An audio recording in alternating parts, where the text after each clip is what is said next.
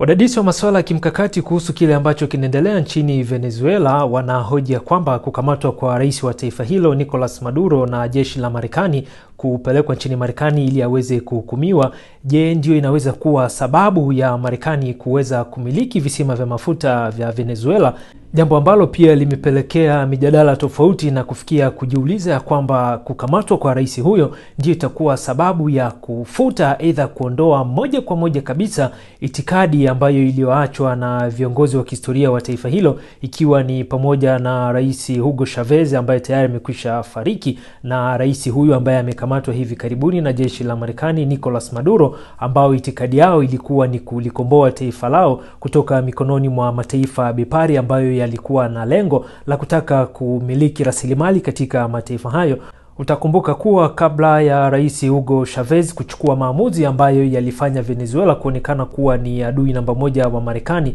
na Marekani kila kukicha kuwa ikitaka kujipenyeza nchini humo ili kuweza kurejea kwa mara nyingine kuwa na ushawishi katika soko la mafuta na rasilimali katika taifa hilo, kitendo cha Hugo Chavez kuweza kufungua mlango mpya kwa mataifa mengine kama vile Urusi, Irani na China ni jambo ambalo lilifanya moja kwa moja Venezuela kuonekana ya kwamba ni adui. Wadadisi wa masuala ya kimkakati kuhusu swala hilo wanafahamisha kwamba kiongozi huyo Hugo Chavez na mrithi wake Nicolas Maduro waliweza kwa kiasi kikubwa kuweza kunufaisha taifa lao kutokana na rasilimali yao ya mafuta, jambo ambalo halikuridhisha mataifa ya magharibi ikiwemo Marekani, na kutafuta kila sababu ambayo itapelekea viongozi wa Venezuela kuweza kuonekana ya kwamba wanaongoza ndivyo sivyo taifa lao, hawaheshimu demokrasia, hadi kufikia kwa sasa uamuzi ambao uliochukuliwa na Marekani kuvamia ikulu na kuweza kumkamata Rais Maduro akituhumiwa kujihusisha na makundi ya ulanguzi wa madawa ya kulevya na kuingiza nchini Marekani.